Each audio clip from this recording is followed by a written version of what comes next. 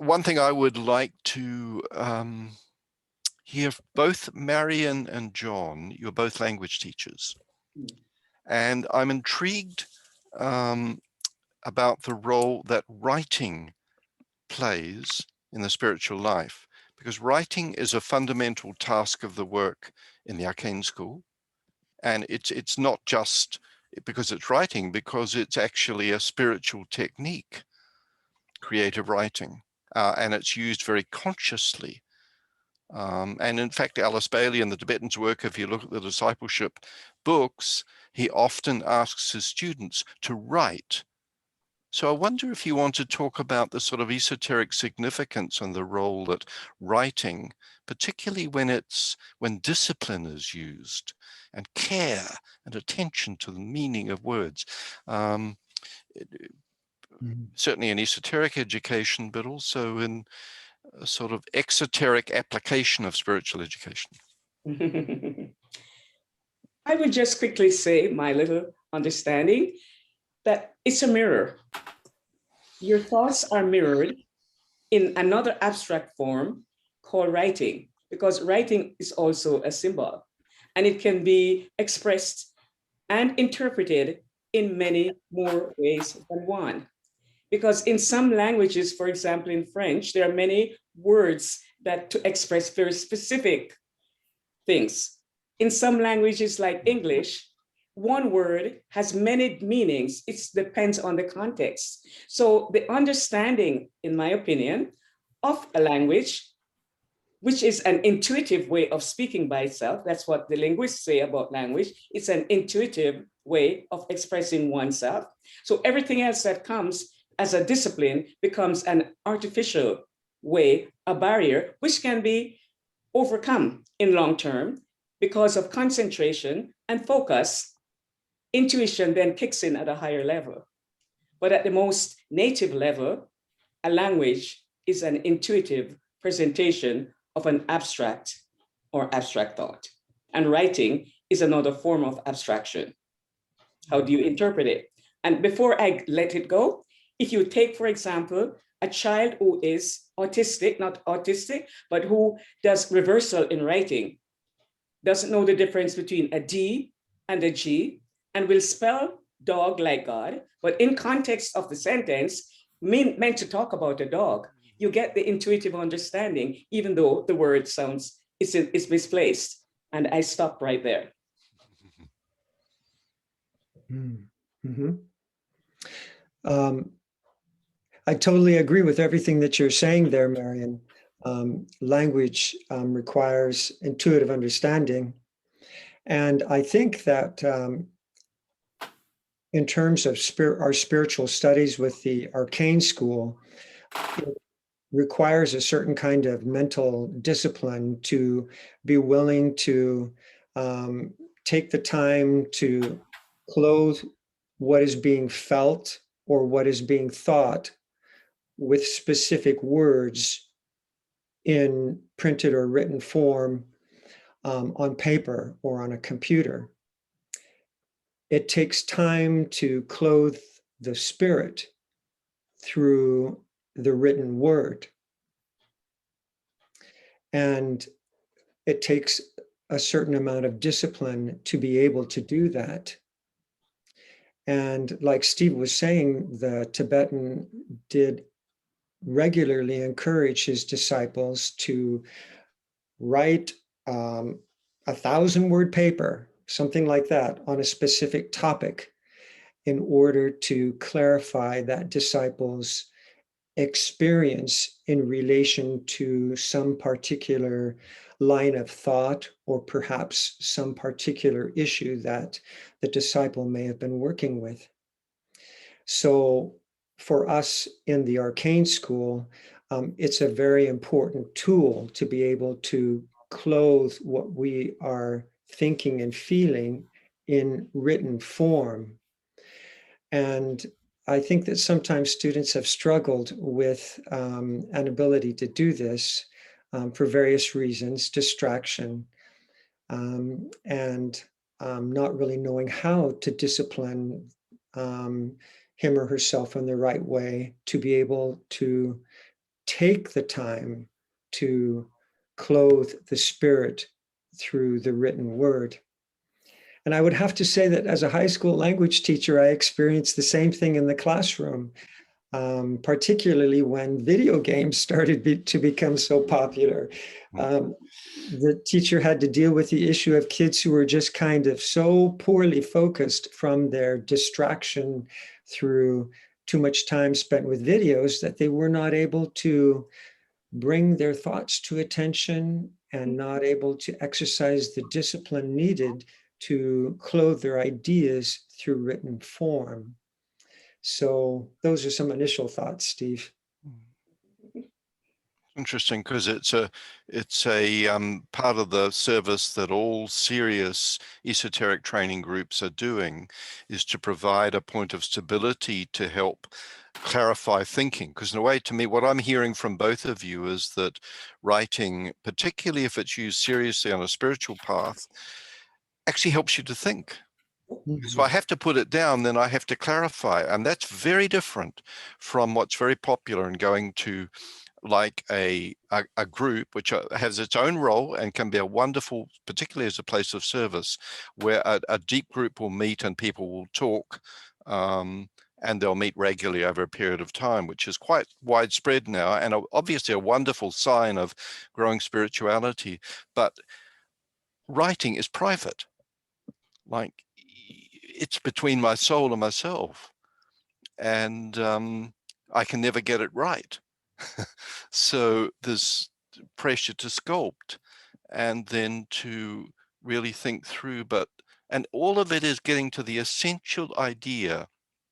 And the other thing I love, something that you brought up, John, is that all of this creates an invocative spirit, and that then regardless of what we say, or we have all these abstract ideas, the reality is that the soul itself becomes interested, because the soul notices this effort in the mind, and of course that is the soul's work. So suddenly the soul has a co-worker and a cooperator in the incarnated world of time and space, its reflection. And so that's when that's when that global, that image of the bridge, really starts to vibrate. And in a way, all of the esoteric workers at the heart of the new group of world servers, that thing of making the soul something real, and then suddenly everything changes, and it's not as if suddenly you're enlightened, but it moves into a different stage. And Steve, I think we're told that it's the effort that the great ones who are watching and guiding us really pay attention to, not necessarily the success or the failure, but what is the effort being made? Because then, as you were saying, there is that willing equipment that can be worked with, and through which accomplishment can eventually be achieved. And so it's the same thing for a student trying to think through a meditation report. If the effort is made, then that soul is willing to pour forth its light and assist with possible ideas. It's often said that one of the more difficult aspects of spiritual work in meditation is the lower interlude, working from the mind to the brain. And I think I could speak for many people that the advent of computers and the ability to ground one's thoughts rather quickly, as our thoughts are very quick, really facilitates the ability to bring through the higher impressions and ground them in form through the practice of writing.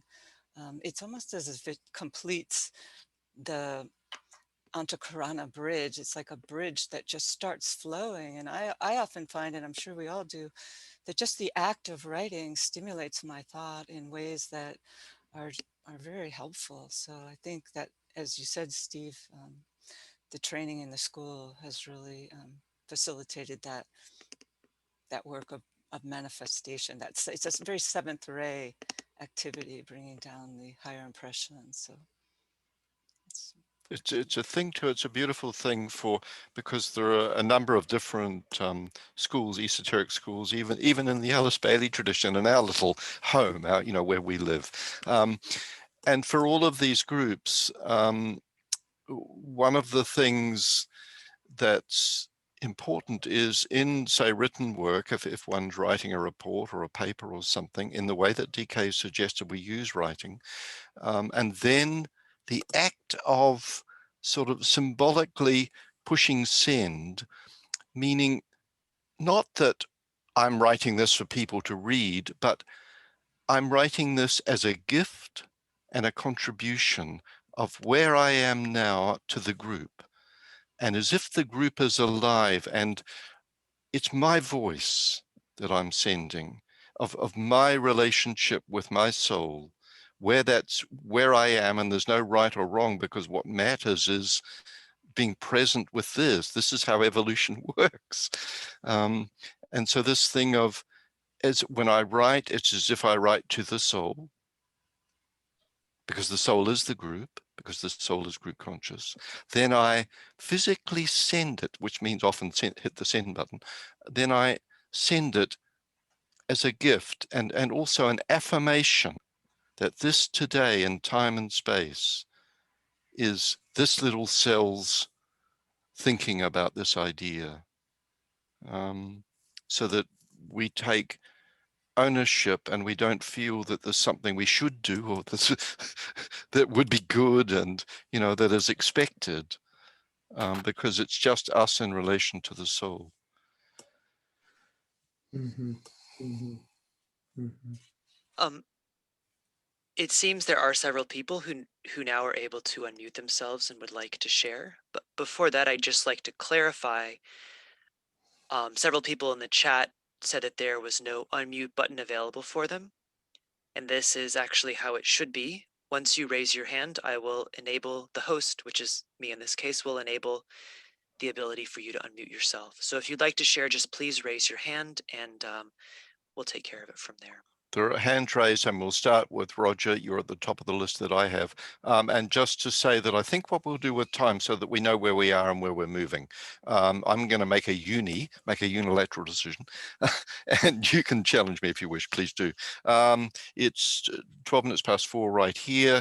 I suggest that let's see how this goes, but we'd be willing to go up to, say, 4:20, 4:25, and then Chris, if that's okay, I'm sure you're hearing this, then we'll move over to you. And so it means that we'll end at around about 5 p.m. in our time. So we'll be about half an hour over. I hope that's okay. I know some people have to leave, for which I apologize.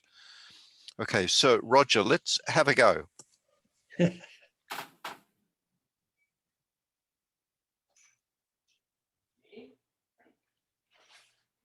Roger, are you there? We can't hear you. It seems you're unmuted, but there's no sound coming through. Hello, can you hear me now? Now Yes. I can hear you, yes. I'm not sure when my hand went up, and I'm not sure I know what I have to say. Okay. We can go to the next person, that's no problem. Maybe, Roger, the next person will clarify and remind you what it is. Yes, all I can say is that it's been a very enlightening experience for me, and I've enjoyed every minute of it. The technical work has been superb. And I guess the one thing that I might mention is that recently I came across 4 of the volumes by Powell that deals with the astral, etheric, mental, and causal bodies, as well as Annie Besant's book on consciousness.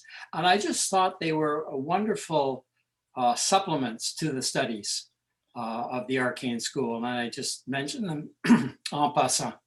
Thank you. Thank you, Roger. Kurt. Yes, can you hear me? Yep, beautifully. Okay. I have two very quick questions for Marion. First of all, thank you for a very inspiring presentation. Two questions. First of all, about your logo. Was it your intention to depict the bridge from the fourth to the fifth kingdom? And secondly, would you be willing to share with us what that acronym BRIDGES is for? Absolutely. First, if I understand your question about the logo, I'm not sure I understand the question. Could you repeat, please? Yes. In other words, in the bridge, the nearer of the pylons has 4 struts on it, and the further has 5. It occurred to me that this perfectly symbolizes the bridge from the fourth to the fifth kingdom. So I was wondering if that was consciously in your mind when you created it. Not at the time. What we were looking for at the time was synchronicity between the logo and the title or name, La Passerelle Global Bridges. That is what we were doing at the time. But this, having to do this presentation, gave me an opportunity to take another look, an in-depth look at what is the purpose of this and what is our intention, and did I really know what I was doing? And I would say right now it was all intuitive, but now we need to go to the next level of understanding, of really putting into place what the symbologies mean and how will this manifest in our everyday service. Thanks for the question. Your second question about bridges, we have an acrostic, which it is bridging the gateways to resources to support innovative development, which generates effective, sustainable solutions. Very good. Thank you. Thanks for asking. Laura. I'm not sure Laura was able to unmute. Okay. So Shida. let's go to Shida.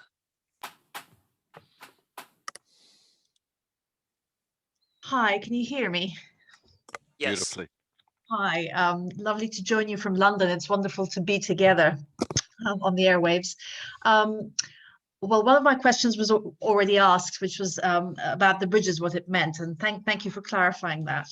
My other question is, as a mother, I've witnessed how, as the technology has become more pervasive in schools and for doing homework and so on, how, and I'd love to know the views of all of you as educators of one sort or the other, that the ability to focus has become very, very problematic for a lot of children, including one of my own.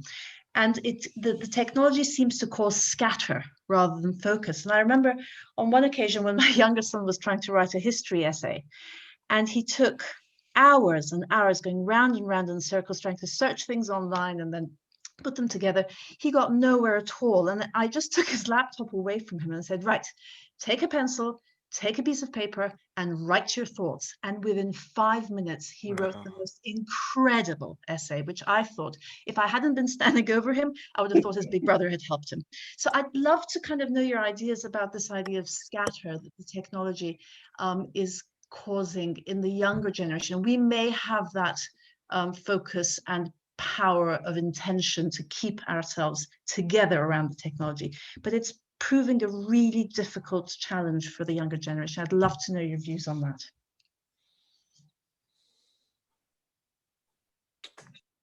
Well, I can just share that the Waldorf training, Rudolf Steiner education, they really encourage keeping young people off technology completely until they are, early teen years. And I know that's really difficult now, particularly during the pandemic, but that is one solution.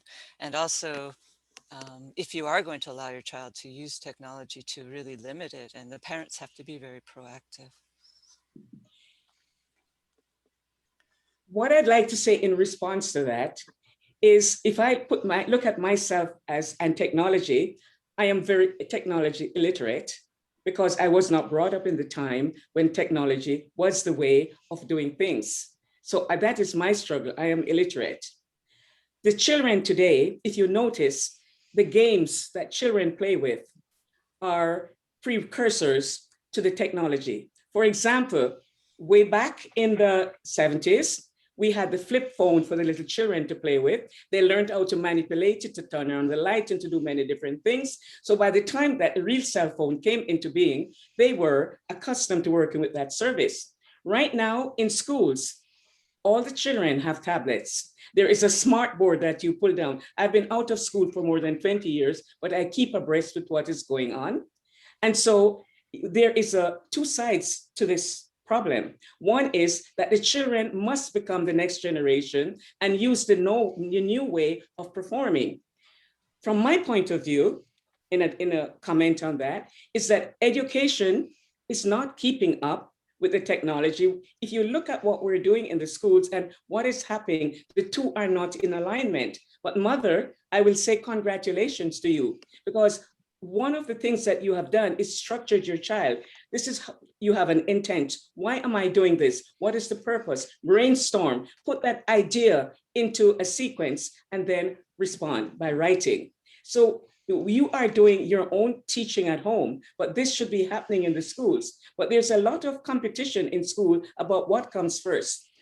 Methods are changing, philosophies are changing, and we're caught up, in my opinion, in this melange, this great mixture of change. And so we're left in this feeling of hopelessness. But mother, I congratulate you. What you are doing is correct. You're taking responsibility for your child's learning, and you will need now to bridge the two. Technology with the original methods or the continuous methods that prove to be good. My opinion. Thank you. Thank you very much. John. And today, may I say something here, Steve? Yeah, please. I would just echo everything that Marion said. And Shade, I would just say also that you are really doing exactly what is right by being the vigilant parent and observing your child's experience and noting when your child just is not being successful, and then taking some action that you feel is the right action to take. Methods of teaching are changing very quickly, and it doesn't look like technology is going to be going anywhere. If anything, it'll become incorporated into teaching methodologies even more than it is now. But there is still much that a parent can do toward encouraging the child to develop that kind of mental discipline that can then translate into writing skills. For example, the parent can limit access to video games and say you can only play your video games for this certain amount of time and only if such and such an assignment has been completed. And cell phone usage can be limited as well. And also, I know it might seem old-fashioned, but a parent can say that you need to sit down and read something for 20 to 30 minutes every afternoon or every evening. So some kind of required reading time can help to create a quality of mental focus and mental discipline. So just a few additional thoughts today. Thank you very much. Thank you so much. Thank you. Just only one other, listening to this, the thought that occurs is maybe we need to use the imagination to see a new form of concentration emerging, something new happening. And it's happening particularly to young people who don't yet have the maturity to, so it's so difficult. And there's such vulnerability in young people now, such sort of, and in this emotionally charged atmosphere we're living in, and all this must be a part of the fires of this transition going through. So we should, two things, one to expect that some new form of concentration of the mind will emerge and become the thing that educators use structure and discipline to move into. The second thought is for those of us who are esoteric workers, in other words, who practice it, don't just read books, but practice esotericism, seek to practice esotericism, to have in mind that we are part of forming a seed for this new concentration. And also what really is very new is this bridge building into the intuition. Because this is happening unconsciously for most of humanity. So as we do our work, to recognize that this is a tiny little contribution that we as sort of human beings who never see things whole are contributing to something much, much bigger, and we're contributing it to the future and to the children, particularly. That's our work. Look, one more who happens to be Laura. We've tried you. Do you want to try once more? Laura, if you can unmute. I don't think it's working, Steve. Okay, thank you. We should go to Pedro. Okay, Pedro. Pedro, we'd love to hear from you, please. If you, am I hearing you? Yeah, we are hearing you beautifully. Thank you. I'm sorry, but my English is not very good because I don't practice a lot, but I think it will be very reasonable for you. First of all, I want to thank you all for this lovely meetings Sunday and Saturday, and most enlightenment. But I have two questions for John. It's for me very enlightening, the three forms of contact with the soul. But I have a personality within this world. So I find very interesting what he said about the contact with these relatives. I am a soul, like the secret doctrine says. Yeah, my soul is one with the over soul. But we are in the crisis on all the world. Yeah, but I have to take a position. So here in Portugal, the government we have is not have taken some dictatorial measures about this, for me, fake pandemic. What do you think about the spiritual view of the disciple in this world? We must not take part in the war, but we don't have to be always in the contemplation. What do you think about that? If you have understood the question I told. John, this is for you. Can we? So, what is, in your opinion, the position of a disciple in this crisis? You must not take any political, any standard, because I am also a teacher of philosophy. In the school, I have to give classes of philosophy. I have to wear a mask. I have all the people are in position to take a supposed vaccine and take that. I don't want anything of that. But I really want to be in peaceful. I don't to make any wars, but I have to take a position, a standard position. This is like in the Second World War II. We are in the Third War, World War. What do you think about this? The disciple. What must be the position of a disciple in this world on this crisis? Good question. John, do you want to comment, or I would just let me just say a brief, because I think that that's a wonderful question, and to me that is the heart of what's happening to humanity, is that I can't tell you, the Arcane School can't tell Pedro how he should respond to that situation. However, a situation has arisen where Pedro has to make these decisions. Every single one of us in this room has to make a decision about what is responsible, what is for the best of the whole, and accept that the decision I come to may not be a decision I have in 2 weeks' time. However, in doing that, I might also say, how might my soul see this question facing me? Right. And three people amongst our 243 people might come to a different decision. That isn't, to me, that's not what matters. What matters is the process of you asking that question, because as you say, we have to work in the world, and that's the whole reason we're here, is to work with our fellow human beings. Every human being has this challenge.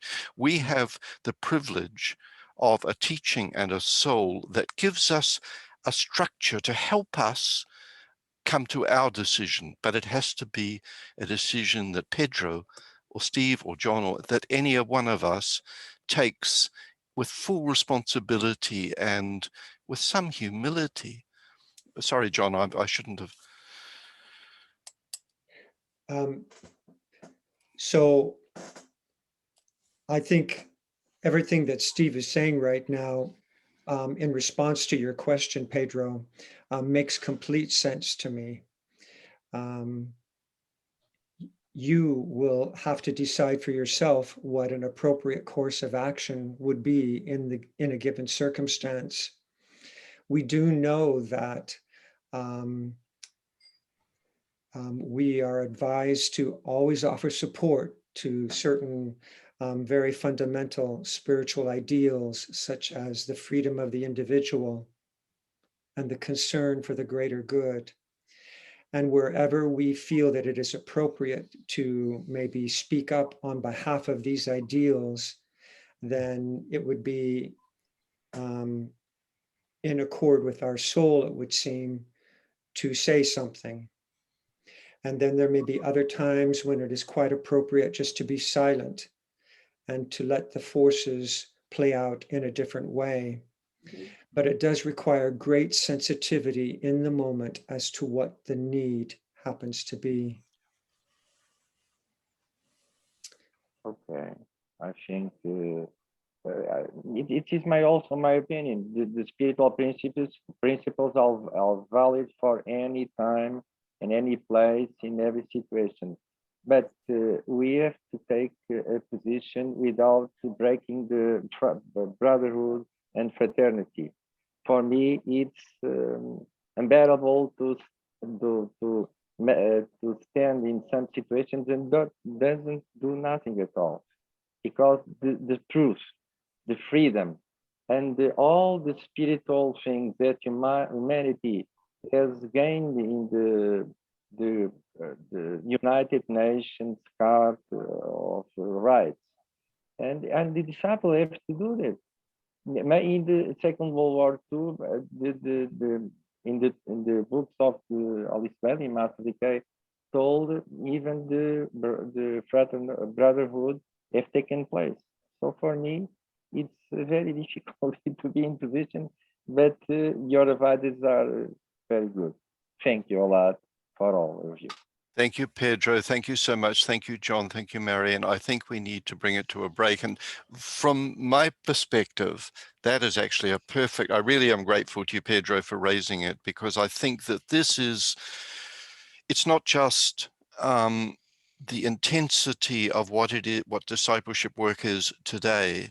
It's also to me, it's the beauty of the plan, the hierarchy, the externalizing ashram, the human being seeking to respond to the needs of humanity, and actually confronting the fact that we have to craft a way forward in our lives, and we have to do that on behalf of and with, together, standing with humanity. You know, the human is changing. It's changing through the lives of every single human being. And for us, we have the extra challenge of it being conscious.